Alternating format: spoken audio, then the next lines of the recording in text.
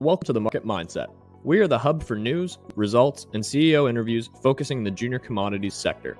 We provide market analysis and perspective that will help position you for solid returns. If that sounds like something you're interested in, you can help support us by liking this video, subscribing to our channel, and clicking the notification bell. For more info, you can visit our website. All links are in the description below. Now let's get into today's video.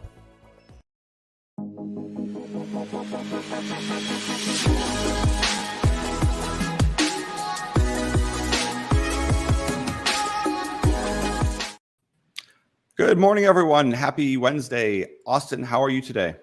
Doing great, Andrew. How about yourself? Doing well. We've got some interesting developments here. Looks like I can't fault our government too much for the last at least a couple of days. They've done some actual work. This is pretty interesting. I mean, there's lots of pros and cons, but overall, it's a very good sign with the German chancellor coming over, talking about energy and I've got a quote, actually, and it's a wonderful quote because it's German Chancellor Olaf Scholz says, "Your country has almost boundless potential to become a superpower in sustainable energy and sustainable resource production." And it's true. Sometimes it takes another world leader to tell ours that that's the case. Maybe the German chancellor watches the show and listens to us. That could be the case. I don't think so. He's just as far extreme left as Justin Trudeau, and actually Justin Trudeau had his comment on the whole deal was something to the point of a progressive ideologue instead of it being that we're solving a crisis right now and providing energy to a region that's kind of blown itself up. He's a progressive. That was his comment. But anyways, great stuff happening, and mostly behind the scenes to some extent, because they've signed a green energy deal to work together. It's certainly that's a positive thing for us to be looking to us. But of course, it really doesn't matter what Justin signs or doesn't sign. It's who are the companies that could be involved, what are their management teams like, and what kind of deals will they make with the likes of Volkswagen, who came across and sent representatives, Mercedes sent representatives, Fortescue, which is an iron ore company in Australia. I don't know if they were there or not, but they've been around Newfoundland quite a bit lately looking for green hydrogen deals. The CEO of Canada, Siemens Canada, was there. So there was a lot of people, amongst, many others that were actually at the signing at Stevensville in Labrador. And it's a fantastic, big highlight. We're poking a little bit of fun, but it is a wonderful sign for us here to see that our government has now finally acknowledged that we need to start this plan that, quite frankly, should have started about 5 years ago. Yeah, and start embracing what we're capable of doing and what we can bring to it, like not just to a scale on a national sense, but on an international sense. If we really want to do this shift, it's not just like every country's got to be able to step up and do things their own way. Canada has a role that it can play, and an abundance of resources, an abundance of technology, and smart businesses that are able to help meet these goals. So yeah, lean into it, embrace it. I want to see more stuff like this as we move forward. Yeah, and it's a big sign. We'll see. I mean, Canada hasn't really put much money towards any of this, but hopefully there'll be more to come. I don't generally love government sticking their nose into things like that. I would much prefer if they just dropped taxes, but also promoted individual Canadians to get involved so that they can make some money. The idea of if you just pay more taxes and just leave it to us over the government, that's the worst decision someone could make for their own well-being and benefit. But that's unfortunately, depending on the type of personality you are, you either think that's great, or if you're the type that is a bit more entrepreneurial, that is curious by nature, that likes to read up on things and likes to profit, then you'll probably would rather say, listen, I think I can do this better than some mandarins and administrative types in the government. But in any event, so they were there as well. I mean, hydrogen was the big talk, and we'll get into a little bit more detail of why there, what's so interesting, what's happening in Newfoundland, Labrador. Certainly some people, once again, it's mining sector, but there was big gold stories over the last year and a half in Newfoundland, which is great for Newfoundland. In the past, it had been Vallée had a big mine there and a huge resource there. So once in a while, there'd be some news in Newfoundland, but this has some great potential. But in this whole kind of 3-day journey that has come as this whole German team has come over, they've talked about nickel, cobalt, of course, lithium, and a couple other metals as well. So they're this whole battery energy thing they're on as well. So all of it's great, but it's overshadowed kind of by the hydrogen story, and also they try to keep it more in parenthesis, the liquid natural gas. I mean, that's what they really want. They want someone to ship them liquid natural gas. Though on the first day, Justin had said nope, but by the last day, he said we'll have discussions. Yeah, well, and he's got to come out and put up at the front and say, no, we're not doing this, because he's backed himself into a corner by saying it so many times. But then, there's the hopeful realization, and I'm sure the Germans are scrambling to try to talk some sort of sense into Justin as well and say, hey, no, like we're kind of screwed if we don't get this. We've backed ourselves into a corner, similar to how Trudeau's kind of backed himself into a corner with it. So it's good to see that tone kind of changing and tweaking as well. So hopefully they're able to continue this kind of partnership. But I think this is a great step forward regardless. Yeah, and I mean, not to spend too much time on the liquid natural gas problem, but the obvious problem jumps in is that Quebec has always been a problem with that. They would want to grift as much money as humanly possible. They probably wouldn't allow a pipeline to go through anyway. And this is part of the problems that we have in Canada. They would much prefer just to virtue signal about human rights and whatnot, and then take shipments from Saudi Arabia or somewhere else for oil, rather than just use Canadian Canadian commodities. But that's politics. We want, and unfortunately, politics plays such a massive role, especially in, extreme left governments. You have to deal with the government. I mean, it was the same in communist countries. It's a planned economy to some extent, and that's kind of where you see Germany wants to go, Biden wants to go, Canada wants to go. Is you let us make the decisions for you. And once again, it's never worked throughout history. It's not a great strategy, but that's beside the point. The good side here is that Volkswagen is looking to build 6 battery cell factories in Europe by 2030. We see also the VW is also looking at a North American plant as well.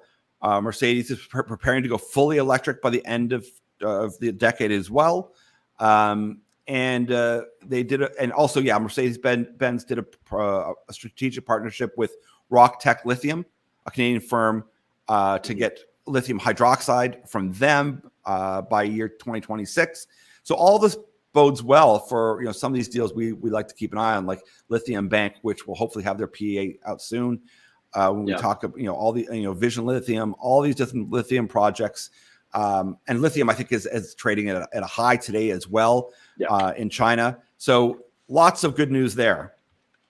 Yeah, it definitely is, and it then to kind of pivot off the back of that as well, as it impacts another company that we talk about when we look at Newfoundland, Labrador, and that's Atlas Salt. And there's a great piece in the National Observer here where Patrick Larsey from Atlas Salt kind of says, hey, this could be a real boon for us. This creates a real opportunity because of the mineral rights that they have at the Fisher Salt Dome. It's almost 2.5 kilometer salt dome that they have.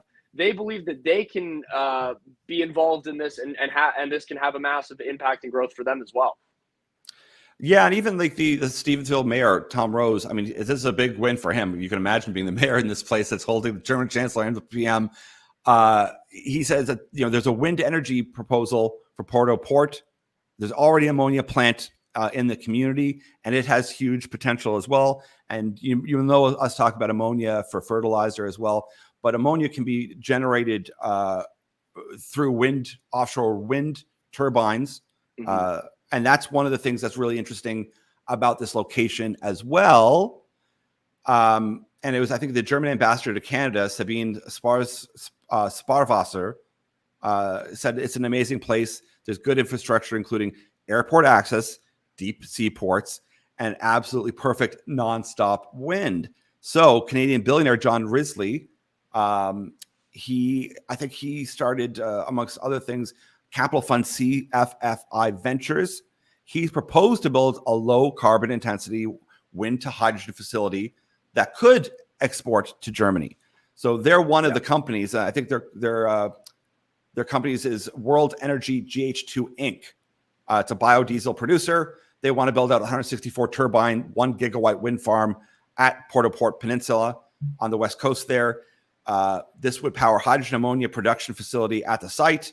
It's actually the old Abitibi Consolidated Pulp Mill in Stevensville.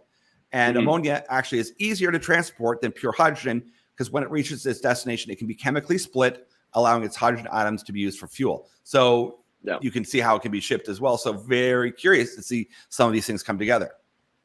Yeah, it absolutely is. And I think it's important to quickly highlight as well the difference between like what's considered green hydrogen and what's considered blue hydrogen. Just very quickly, we won't do a deep dive on this today. That's something we can do down the road if people are interested. And you can let us know in the comments if you are.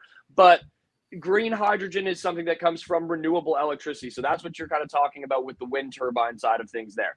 Blue hydrogen is right now more cost competitive than green hydrogen. That is produced from natural gas, carbon capture, utilization, storage, all that whole side of things. But the idea is as we kind of lean into more of this renewable energy, green hydrogen side of things, that it could down the road be cost competitive with blue hydrogen and essentially just as effective to use either or, which would be a good direction to move in.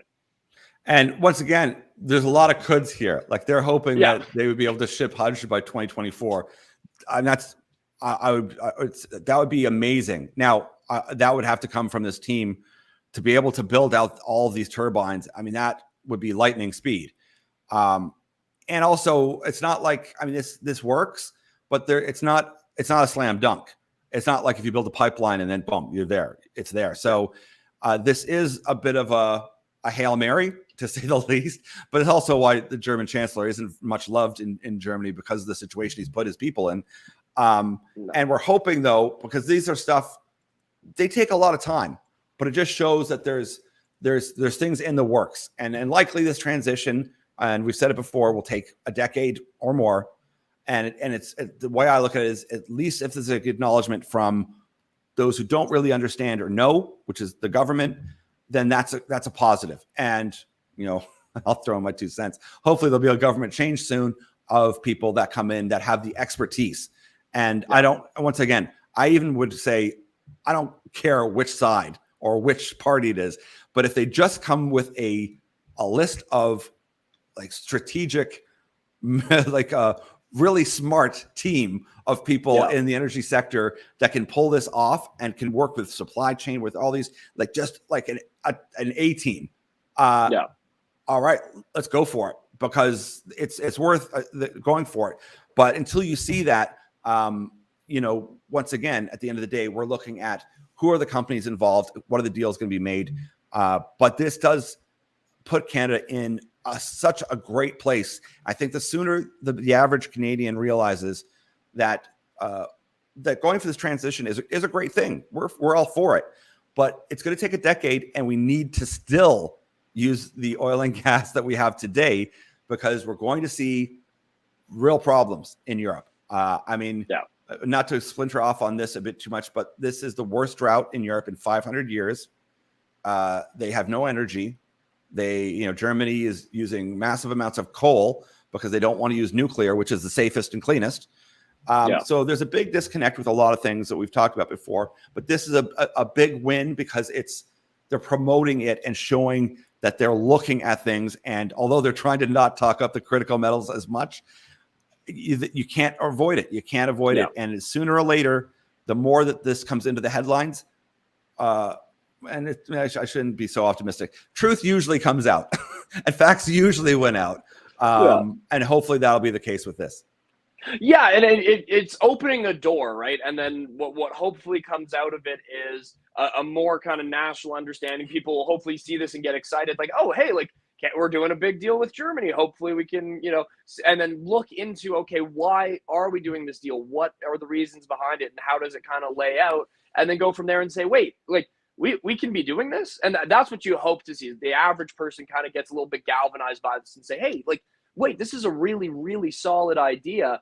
We're Canada. We can do this better than anyone else can. Let's lean into that. Let's continue to push forward. So, I mean, we tell that story frequently. We talk about it all the time, but I really do hope that we see a little bit more of a national adoption of that kind of philosophy, because we're set up to do it better than anyone else. So yes, yeah, and we're facing a lot of economic challenges, and so for those that are high earners, that are really curious by nature, they're going to have some self-interest to go, listen, I need to make some gains in my portfolio. I see this transition happening. Unfortunately, like if we looked at the last green kind of push by Obama, it was a pretty dismal failure. I mean, they spent $1 billion and they didn't really move the needle much.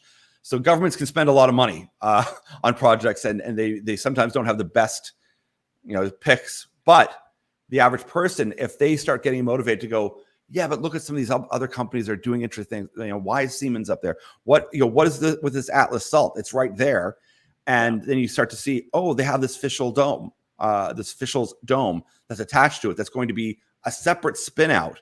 And this dome, how these work is that you can actually store liquid natural gas or hydrogen. So someone starts to play this around, goes, wait a second. So they have a place to store. And these domes are great for storing. I mean, if you can find desalt domes, I think the only 3 right now that are active are in Texas that are working and performing.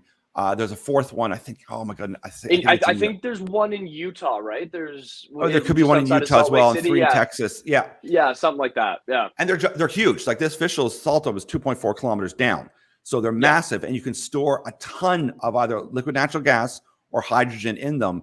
To then ship out to wherever you want to ship. So you start to see that, oh, wait a second. So they could build hopefully a wind farm. There's this Atlas salt that has salt, which standalone is looking attractive. And anybody, when they started seeing, when we were talking about it, $1.90, it's at $4.40 or something today. It's doing just fine. But it's going to have this spin out, and this spin out of Triple Point Resources will have this salt dome in it. And it really starts to go, oh, that's very interesting. Now, I think that Triple Point doesn't trade till the end of September, but I would hint, and we don't work with them. We don't work with Triple Point. We don't work with salt. We do own a ton of salt, which we're very happy about, but it's definitely something to keep an eye on. And that's what Canadians should be excited about, is looking for those stocks and those one-offs that are outperforming the market and that are setting themselves up for this whole shift. Yeah, that's where you want to kind of flag and put the attention on, because there's great opportunities. And the nice thing you're saying about with Atlas in their position and where they're kind of situated is it's a kind of perfect storm. You've got this massive storage capability. You've got a company that's coming in that's proposing to build over 160 offshore wind turbines. They're going to need somewhere to store all that clean green hydrogen that they're producing. So it makes sense as a kind of perfect partnership that works together. But there's all these kinds of opportunities around. You just got to, look at and sort of find them. But it's very exciting to see a company that has all this potential, and then on top of it, this extra little sprinkling of like, oh, and now we can kind of, position ourselves into this as well, which is really cool. And for us, I mean, we're paying attention to that. We love it, and we've got a hydrogen deal in Desert Mountain Energy. We're hopefully going to find out how big a size of that hydrogen we've got and what that ends up being.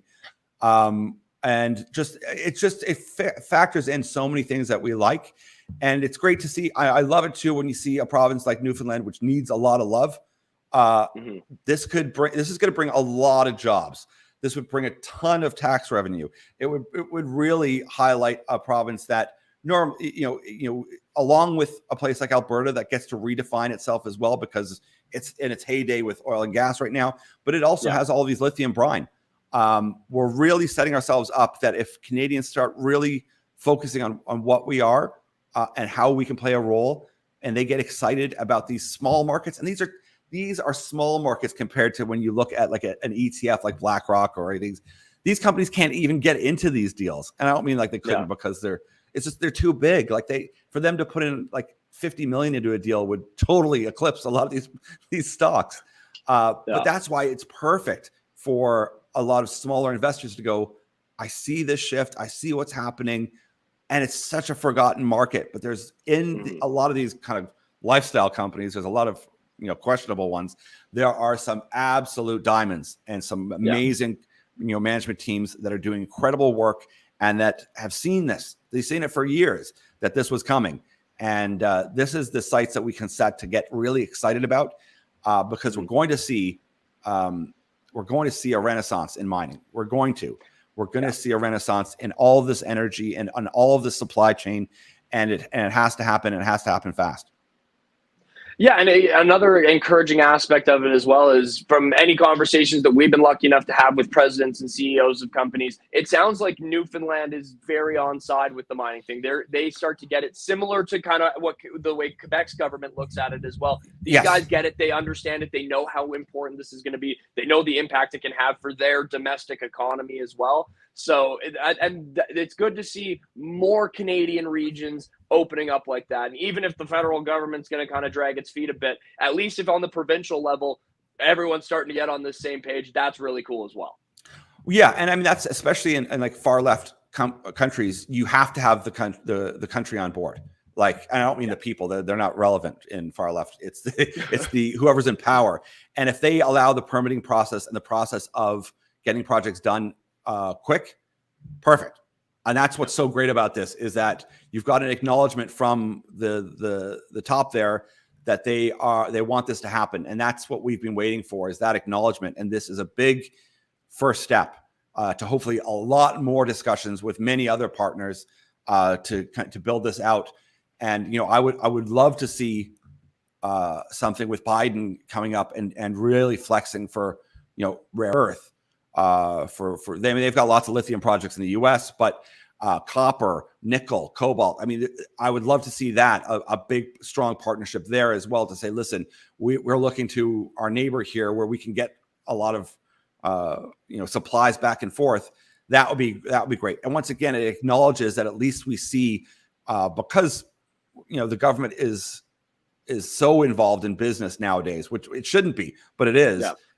And we need to see that. And then people in the news will pick up on it and they'll get excited. Well, you know what? I think that there's a reason to be optimistic about it as well, because we constantly like to harp on the Biden administration and on the Trudeau liberals up here. But this is twice in the span of a month where we've given them a shout out and given them credit for doing something right here. So maybe things are trending in the right direction. And I'd love to be able to continue to give them credit and say, hey, you guys are doing an actual good job with this. So fingers crossed, might be wishful thinking, but it's a nice trend to kind of see things moving in anyways. Yeah, especially for someone who's been waiting for years for some acknowledgement from government to say, listen, are you guys going to face reality sooner or later? Now, of course, their timelines are totally preposterous.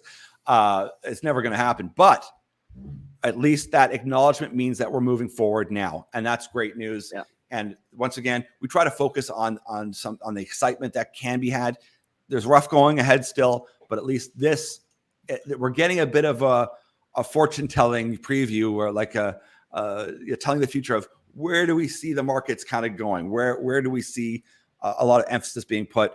And hey, this is great. So I could keep going on about how excited I am about it, but we're going to have a lot more on our website in regards to how hydrogen is used, kind of the process, and then of course some of the deals that we're in for those who are our subscribers. But we just want to get that out. There's been a lot of news about it, so people are catching up to it.